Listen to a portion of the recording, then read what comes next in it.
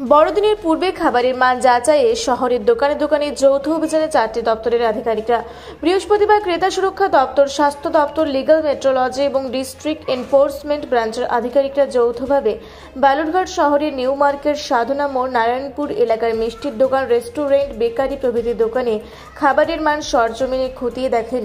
কিছু দোকানের খাবারের গুণগত মান খারাপ থাকায় আধিকারিকরা দোকানদারের সতর্ক করে দেন। কয়েকটি দোকানে জরিমানা করেন বলে খবর। পাশাপাশি তারা দেখেন বেশ কয়েকটি দোকানে ওজন মেশিন পুনর্নবীকরণ করা হয়নি, যে বিষয়েও আধিকারিকরা সতর্ক করেন দোকানদারকে।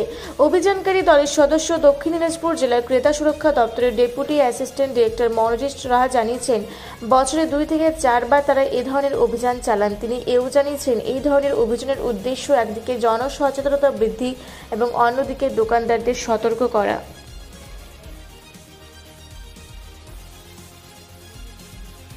অভিযান চালালেন, কি পেলেন, কি জন্য এই অভিযান? আমরা এই অভিযানটা প্রত্যেক 2বার 3বার 4বার করে চালাই। বিভিন্ন ধরে ব্লক ধরে সাবডিভিশন ধরে করি। এবারও করা হচ্ছে। একটা কমিটি আছে, ডিস্ট্রিক্ট কনজিউমার কাউন্সিল, ডিএম সাহেব চেয়ারম্যান, ওনার নির্দেশে এই আমাদের আজকে যেগুলো চলছে প্রোগ্রামটা, সেই প্রোগ্রামটা চলছে। আমরা যেহেতু সামনেই বড়দিন, সেই কারণে বিশেষত একটু কেকের দোকানগুলোর উপরে জোর দিয়েছি, যেন যারা কেক কিনবে বা সামনে প্রচুর কেনাকাটা করবে এইসব ব্যাপারে যেন একটু দেখে নেয় যে কেকটা কবেকার বানানো, কতদিন, সেসব ব্যাপারগুলো যেন একটু ফলো করে। যারা কিনবে আমরা চেষ্টা করছি লোককে জানানো, যারা কিনবে তারা যেন এই ব্যাপারগুলো একটু ফলো করে যে কেকটা কবেকার বানানো। কারণ খেয়ে অসুস্থ হলে, আর বিশেষত কেক সাধারণত আমরা আমাদের বাড়ির ছোটো যে সবথেকে সদস্য তার মুখেই তুলে দিই, বড়োটা খুব একটা খাই না। তো কোনো কারণে সেই সমস্যা হলে সবথেকে যে ছোটো সদস্য তারই অসুবিধা হবে। সেই কারণে আমরা চেষ্টা করছি এই ব্যাপারগুলো। আমাদের সঙ্গে আমরা ফুড সেফটি অফিসার আছেন, লিগ্যাল মেট্রোলজি ইন্সপেক্টর আছেন, পুলিশ আধিকারিকরা আছেন, এদেরকে নিয়ে আমরা একটা ইন্সপেকশন প্রোগ্রাম করছি আজকে। মূলত কেকের দোকানের উপর চেষ্টা করছি, তার সঙ্গে আমরা বিভিন্ন খাবারের দোকান যেমন মিষ্টির দোকান, রেস্টুরেন্ট, এগুলোতে আমরা একটু দেখছি। কিন্তু কোথাও গুণমান যেমন ধার পথ আমরা প্রতিবারই করছি। তো কেকের দোকানে কিছুটা ইমপ্রুভমেন্ট দেখছি, কিছু দোকানে কিছুটা, এমন কিছু বিশাল কিছু নয়, কিছুটা ইমপ্রুভমেন্ট দেখতে পাচ্ছি। কিন্তু খাবারের দোকানগুলোর অবস্থা যেমনটা তেমনই দেখতে পাচ্ছি প্রতি বছর। কয়জনকে জরিমানা করা হলো?